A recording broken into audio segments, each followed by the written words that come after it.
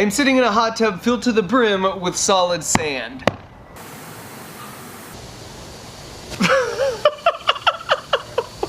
This is one of the coolest things ever. If you take a tub of sand like this, and then add air in just the right way, it basically becomes a liquefied soup.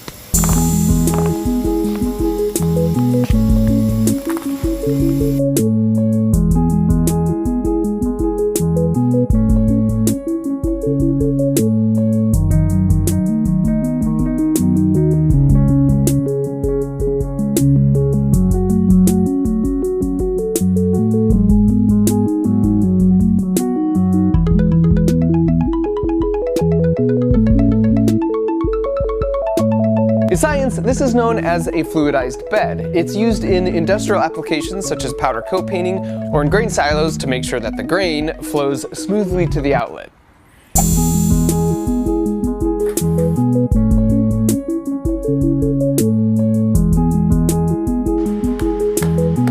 With air on, the top surface is nearly frictionless. It's like an air hockey table. And then when you cut off the air, it freezes everything exactly where it's at.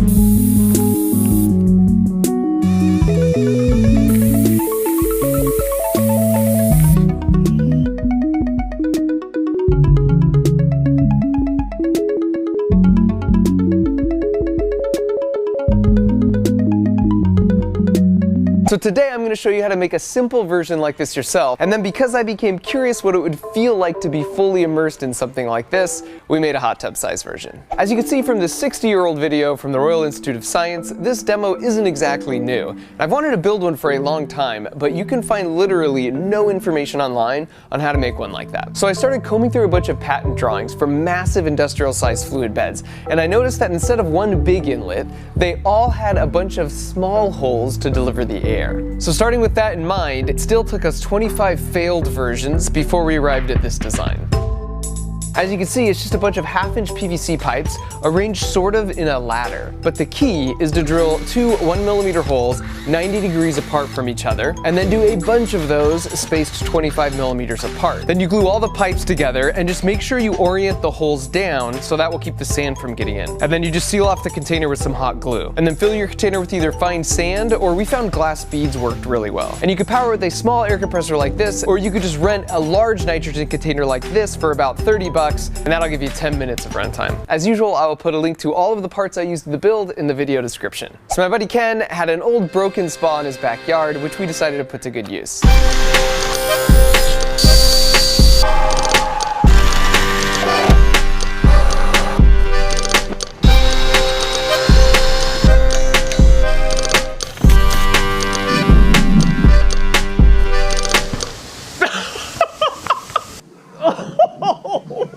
It just stops and you're like locked in place. It's like a weighted blanket on every surface of your body. Ah!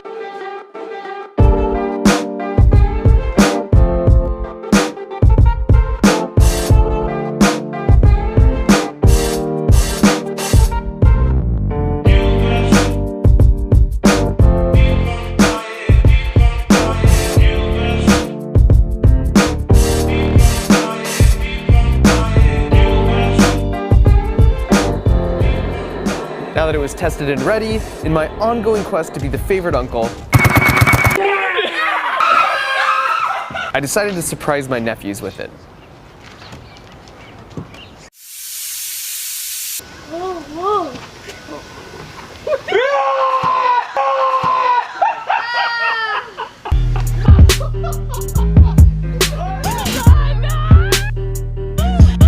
But before we get to swimming in sand, let's talk about the science behind a fluidized bed. And wait, don't click away if you think science is boring. If you're new here, you should know that my approach to science is similar to velociraptor hunting patterns. I try to bring people in with a catchy thumbnail or a cool thing to see, and then when they least expect it...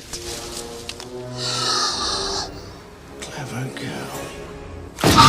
Admittedly, the analogy breaks down a little at the end, but if you promise to hang with me for the next 2 minutes, I promise to try and walk the delicate line between trying to make things simple to understand without oversimplifying or being condescending. Fluidization is just when you have enough upward air so that the force of the air pushing on each grain of sand is equal to the downward force of gravity or weight. And when that happens on any individual grain of sand, it hovers in equilibrium like this. You can think of forces acting on an object like a tug of war. And if an object is in equilibrium, that means there's a tie and it doesn't accelerate in either direction, just like in a real tug of war if the sides are even. However, if you add Stone Cold Steve Austin to this side, that will make it totally unbalanced and will start to move this way, which is actually what happens if you accidentally turn the air up too high. And so fluidization occurs in that sweet spot where the sand particles hover in equilibrium, which makes them easy to move around. This is also the reason sometimes you'll see pools pumped with air to cushion the landing for the divers. Now you notice that some stuff floats in the sand and other stuff sinks. This has to do with the buoyancy force, which is a function of the density of the surrounding fluid and the volume of the object itself. Whenever an object exists in a pressure gradient, there are forces from pressure pushing in on all sides, but they push a little bit harder the deeper that you are, which is why it hurts more to be the bottom guy in a dog pile, or it hurts your ears more the deeper you dive in the pool. And this makes sense because the deeper you dive, the more water there is above you pushing down. And if you add up the size and direction of all those arrows, a bunch of stuff cancels out and you're left with one net force pointing upwards. That is the buoyancy force. And if your buoyancy force happens to be greater than your force from gravity, you float. And if your buoyancy force happens to be less than the force from gravity, you sink. Now we usually think of buoyancy with water, but you could think of things like helium balloons being buoyant in our atmosphere. So here's a trick question. Which of these has a higher buoyancy force? It's actually the rubber ball.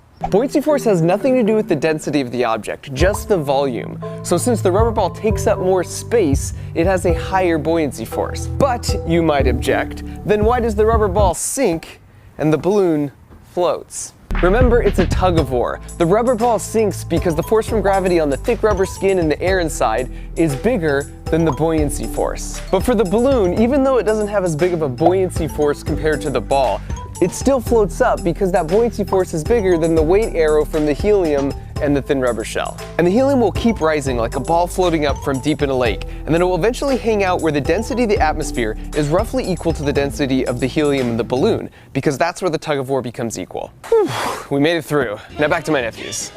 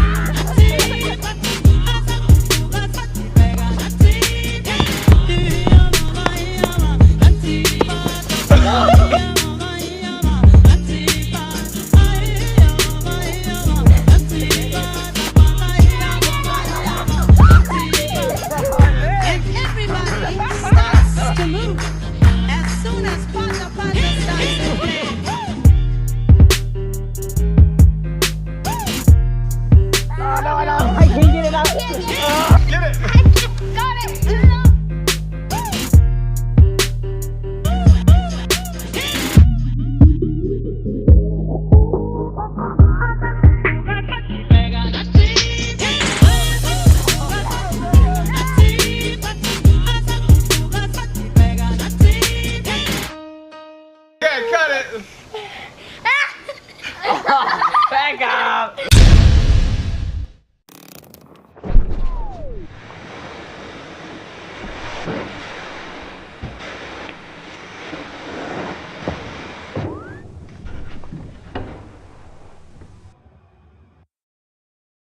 Christmas is coming, and with the help of Casper, who happened to support this video, I got your back.